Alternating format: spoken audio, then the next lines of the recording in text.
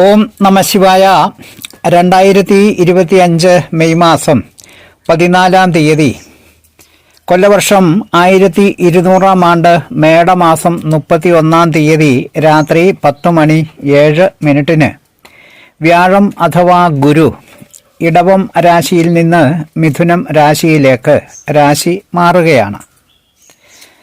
അതിനാൽ ഇടവം രാശിക്കാരായ കാർത്തിക 2, 3, 4 പാദക്കാർക്കും രോഹിണി നക്ഷത്രക്കാർക്കും മകയിര നക്ഷത്രം 1, 2 പാദക്കാർക്കും വ്യാഴം അഥവാ ഗുരു ജന്മരാശിയിൽ നിന്ന് 2ാം ഇടമായ മിഥുനം രാശിയിലേക്ക് രാശി മാറുകയും 2026 ജൂൺ മാസം 2 തീയതി വരെ, അതായത് കൊല്ലവർഷം 1201 ആണ്ട്, ഇടവമാസം 17 തീയതി അർദ്ധരാത്രി കഴിഞ്ഞ് 12:50 മിഥുനം രാശിയിൽ നിന്ന് കർക്കിടകം രാശിയിലേക്ക് വ്യാഴത്തിന് രാശിമാറ്റം സംഭവിക്കുന്നതുവരെ, അതായത് 1 വർഷവും 18 ദിവസവും ഇടവക്കൂർ നക്ഷത്രക്കാർക്ക് വ്യാഴം 2ാം ഇടത്ത് സഞ്ചരിക്കുന്ന കാലമാണ്.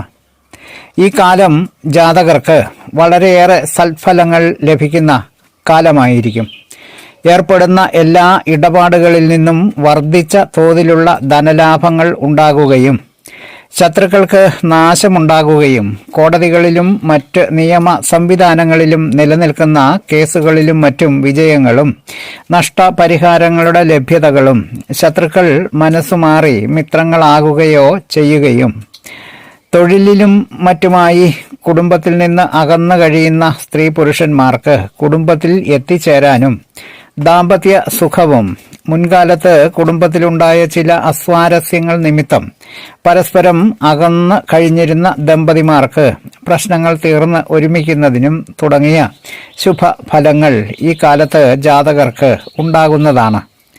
ദശ അപഹാര കാലങ്ങൾ വിപരീതമായിരിക്കുന്നവർക്ക് മേൽപ്പറഞ്ഞതായ ശുഭഫലങ്ങൾ അനുഭവം ആകുന്നതിന് വേണ്ടി ദേവീക്ഷേത്ര ദർശനവും വഴിപാടുകളുടെ സമർപ്പണങ്ങളും മഹാവിഷ്ണു ക്ഷേത്ര ദർശനവും വഴിപാടുകളുടെ സമർപ്പണങ്ങളും അശുഭങ്ങൾ അകന്നുമാറി ശുഭഫലങ്ങൾ അനുഭവമാകുവാൻ ഏറെ സഹായിക്കുന്നതാണ്.